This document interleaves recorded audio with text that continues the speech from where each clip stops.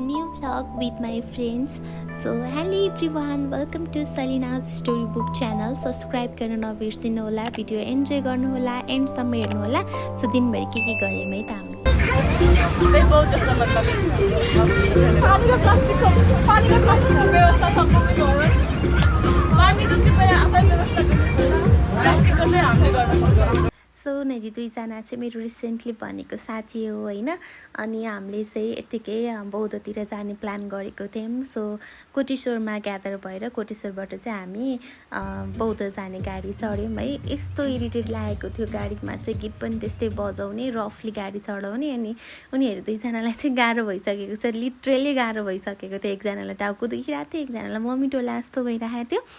So कतिजनाको साथीहरू हुनुहुन्छ उहाँ थाहा छैन है, कस्तो जस आमाको माया चाहिँ यहाँ हजुरहरूले हेर्न सक्नुहुन्छ होइन.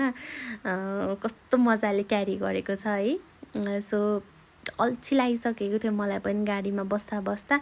त्यही माथि मेरो दुइटै साथीहरूलाई गाह्रो भइसकेको थियो है. मलाई पनि इरिटेट लागिसकेको थियो, घरि चुरोटको गन्ध आइरहेको थियो.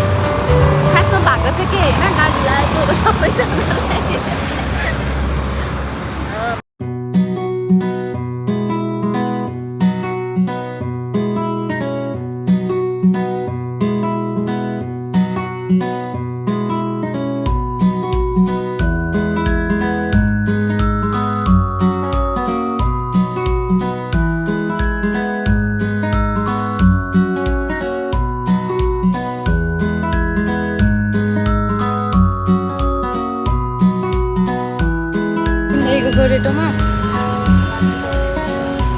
उल्टो रहेछ.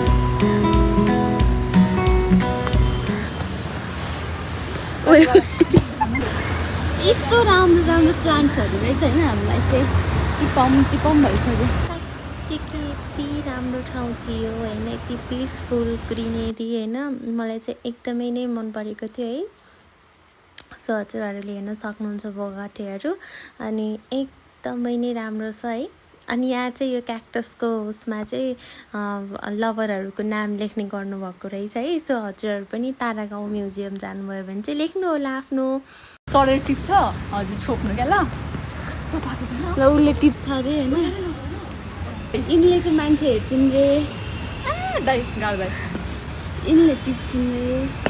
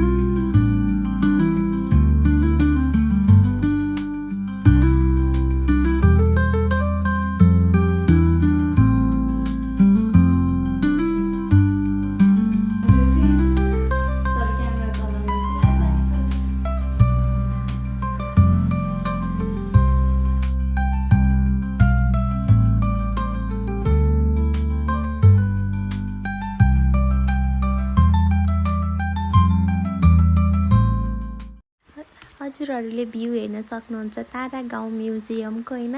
यति राम्रो थियो. अनि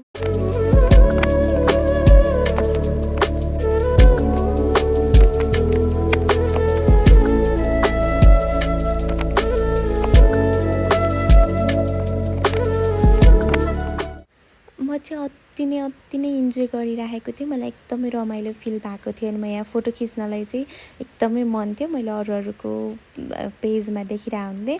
अनि उनीहरू दुईजना चाहिँ फोटोसुट गर्नुपर्छ भनेर पुरै रेडी भएर आइरहेको थिएँ है. अनि मैले उसलाई चाहिँ छोटा डाउन भनेर जिस्काइराखेको थिएँ.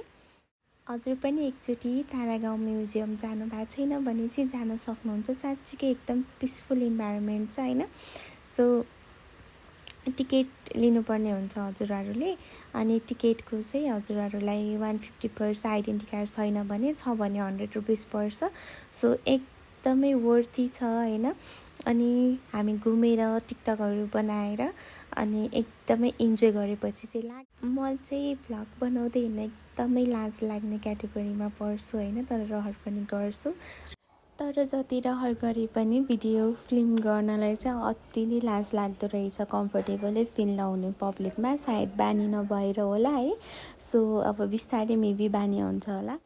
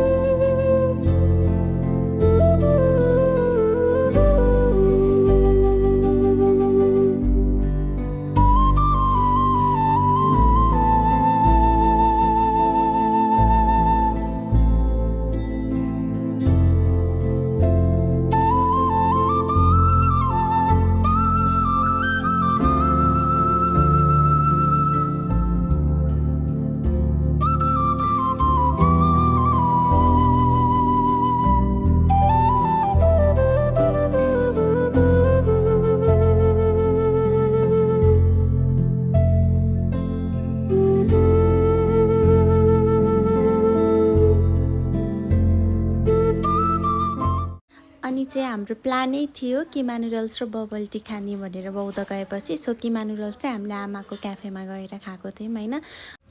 अनि मलाई चाहिँ त्यहाँको किमा नुडल्स चाहिँ एभरेज नै लाग्यो।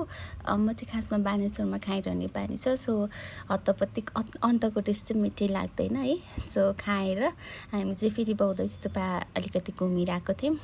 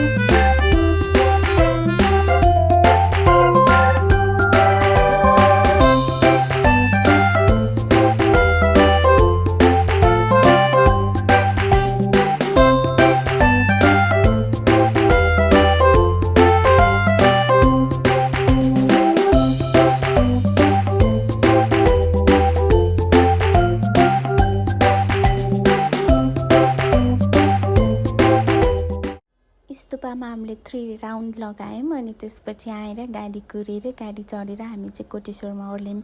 अनि हामीलाई पारी ओर्लिनु पर्ने थियो। पारी तर पुलबाट पनि एकदमै तल लगेर चाहिँ झारिदिनु भयो है। अनि त्यसपछि हामीले इमली तितौरा किनेर खायौँ। तितौरा खाएपछि सबैजना आफ्नो आफ्नो बाटो लाग्यौँ है। सबसे लास्ट चाहिँ म परेको थिएँ। So thank you everyone for watching my video. Keep supporting. See you on next video.